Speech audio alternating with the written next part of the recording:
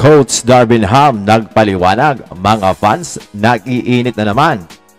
Third game ng Los Angeles Lakers this season kontra Sacramento Kings. Ginulat ng Sacramento Kings, mga amigo, ang Lakers sa opening quarter at nagkaroon sila ng 18-8 run para tapusin ang first quarter sa score na 41-28. Sa second quarter, ganun pa rin, mga amigo, si De'Aaron Fox pa rin ang kumakamada para sa Kings gamit ang kanyang speed at athleticism. Walang makatapat sa backcourt ng Los Angeles Lakers, mga amigo, kaya naman nagagawa nitong butasin ng ilalim ng Los Angeles Lakers dahil napipilitan ngang umangat itong si Anthony Davis para tumulong sa depensa. Naka 21 points na dito itong si Fox, mga amigo, samantalang sa Lakers naman ay nangunguna itong si Anthony Davis na kumamada ng 15 points. Sa third quarter naman, pumutok dito si Taurean Prince, mga amigo, na gumawa ng 11 points. Samahan pa ng 9 points ni Anthony Davis, kaya naman medyo naidikit nila ang kalamangan ng Kings. Nanlamig naman dito si De'Aaron Fox, mga amigo, pero mas nasobrahan ng lamig itong si Austin Reeves at D'Angelo Russell na hindi man lang nakagawa ng score sa quarter na ito. Sa fourth quarter, sigurado na sana ang panalo ng Lakers dahil lumamang na sila dito, mga amigo. Na-foul out na rin itong si Domantas Sabonis at na-injure pa sana itong si De'Aaron Fox. Kaso, sa kasamaang palad para sa Lakers ay muli itong nakabalik sa laro. Dito naglaro si Rui Hachimura na talagang napakainit. Isa lang ang kanyang minintis, mga amigo, na gumawa ng 8 points. Si D'Angelo Russell dito na bumawi sa fourth quarter na may 9 points, pero ang alat talaga sa labas, shooting 1 of 3, mga amigo. Si LeBron naman na todo kayod ay gumawa din ng 9 points sa quarter na ito, kasama na ang kanyang pangtablang layup over Keegan Murray. Sayang, imbis gagawa lamang ng stop ang Lakers sa depensa at panglamang na sana ang layup na yon ni LeBron James, ay na-foul naman ni Gabe Vincent itong si De'Aaron Fox. Dito nag-struggle si Prince at Gabe Vincent, pero ang inilabas ay itong si Rui Hachimura na mainit ang shooting. Kaya doon ako nagtataka, mga amigo. Ipinasok din si Reeves pero wala talagang magawa, kaya naman agad itong inilabas. At sa overtime, mga amigo, 5 player lamang ang ginamit ni Coach Darvin Ham at pinalitan itong si Austin Reeves ni Gabe Vincent na wala din nagawang ambag sa scoring, at maging si Prince, mga amigo, ay talagang nanglamig na rin, mga amigo. Tinusta ang Lakers na kanilang dating ka-teammate na si Malik Monk, mga amigo, na halos siya lang ang kumamada dito sa overtime na gumawa ng 11 points at 2 3-pointer.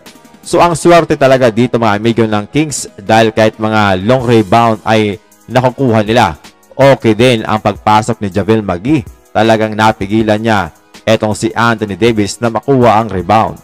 So ang story, mga amigo, ng laro, mainit ang shooting ng Kings, malas naman ang Lakers. Kaya sila dito natalo sa score na 132-127. Si D'Lo ay may 17 points, 9 assists on 5 of 13 shooting from the field, 1 of 3 sa 3-point area. Si Taurean Prince na may 20 points at tanging reliable na shooter ng Los Angeles Lakers, shooting 41.2% from the field. Si LeBron na gumawa ng 27 points, 15 rebounds, 8 assists at 8 turnover. Medyo madami ang turnover dito ni King LeBron James, kasama na ang panghuling pasa niya kay D'Lo na nagkaroon nga ng miscommunication, kaya naman nagka-turnover. Pero hanip talaga si The King LeBron James, tumaas ang kanyang minuto dito, playing 39 minutes, at siya ang napaka-efficient sa Los Angeles Lakers na may 57.9% from the field. Si Anthony Davis ay nagkaroon ng pangalawang monster game, scoring 30 points, 16 rebounds, 2 steals at 3 blocks.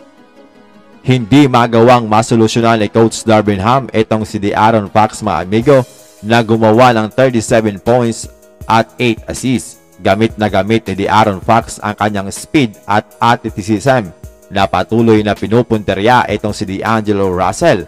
Kaya naman, napipilitan talagang umangat ang sentro ng Lakers, so nakakalusot itong si De'Aaron Fox sa ilalim. Well, speed talaga at chemistry ang pinairal dito ng Sacramento Kings kaya sila nanalo. Ang Lakers naman, mas humina ang kanilang backcourt defense. Hindi makasabay ang speed dito ni D'Lo at Reeves kay Fox. Tanging si Gabe Vincent lamang ang medyo nakakasabay pero lugi naman sa size. Marami dito ang bad trip kay Coach Darvin Ham. Bakit daw itong si Christian Wood at Rui Hachimura na pareho efficient ay nawala ng minuto sa fourth quarter at lalo na sa overtime. Si Rui Hachimura ay may 11 points on 50% shooting from the field at plus 9 siya sa plus-minus box.